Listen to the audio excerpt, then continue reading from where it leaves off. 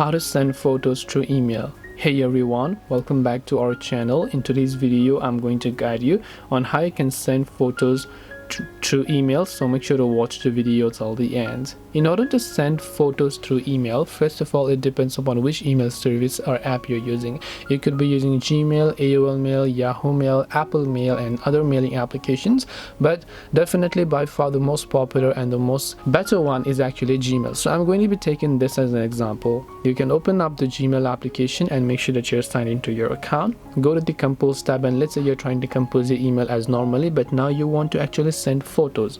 So to attach photos through email, it's very simple. You have to tap this little pin icon from the top of the screen here, and as you do that, you'll find the option that says attach file. You can tap the attach file option there, and over here you'll be able to see a list of photos and videos that you have. So you can select a certain photo or video that you want to, and in those pictures and images will get selected, and you can add as much as you want, by the way.